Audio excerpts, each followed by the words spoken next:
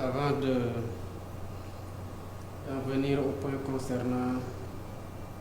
la mission à Séville, particulièrement la participation à la conférence sur le financement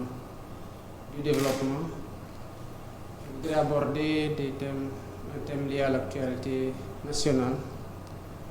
concernant les pertes en vies humaines que nous avons déplorées consécutivement à l'intervention de la police au niveau de Rosso et au niveau de Cambérène. Rappeler que sur le plan des principes, les forces de l'ordre sont censées rassurer les populations et les protéger. Les interventions ne doivent pas causer la mort. Et surtout, le fait que des citoyens, lors d'interpellations de la police, perdent la vie ne pourrait jamais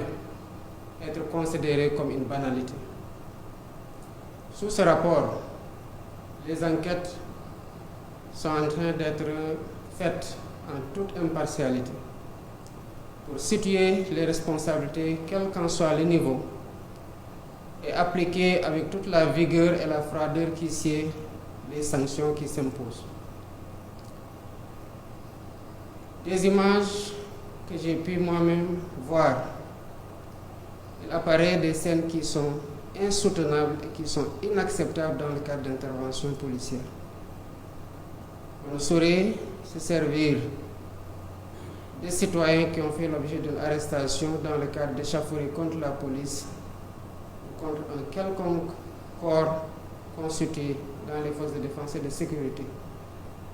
Se servir d'un citoyen interpellé comme un bouclier.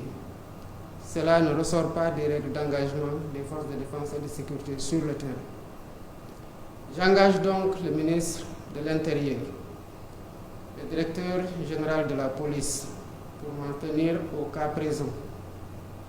à mener avec diligence les enquêtes, à situer les responsabilités et à soumettre un rapport circonstancié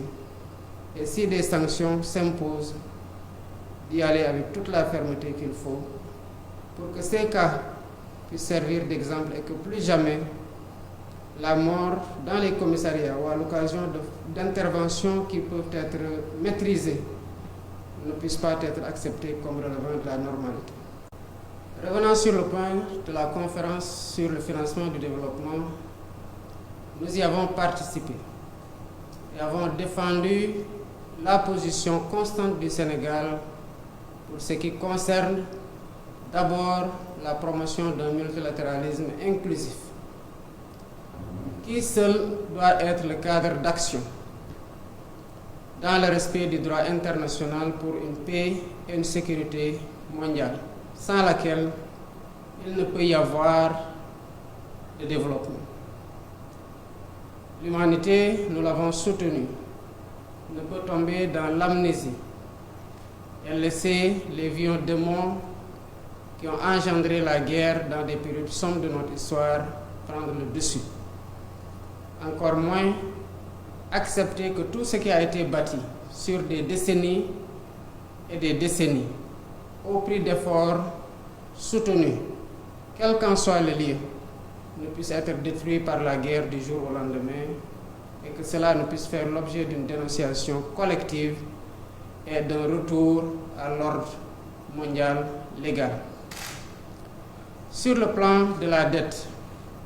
la position du Sénégal reste constante et nous l'avons défendue. Les conditions dans lesquelles les pays les moins avancés ou les pays en développement, comme on l'appelle aujourd'hui, s'endettent, ne s'accommodent pas d'un financement des priorités, puisque derrière tout ce qui est amassé en termes de ressources intérieures, y compris même souvent les ressources qui sont acquises par la voie de l'endettement, servent souvent en priorité pour garder la crédibilité de la signature du pays, à financer, à rembourser en priorité cette dette et les intérêts de la dette, au lieu de financer les secteurs clés, à savoir la santé, l'éducation et la promotion de l'emploi des jeunes et l'autonomisation des femmes. Ce discours a été le nôtre à Séville. Il le restera de façon constante tant que la voix du Sénégal portera, et elle portera encore plus haut, Inch'Allah.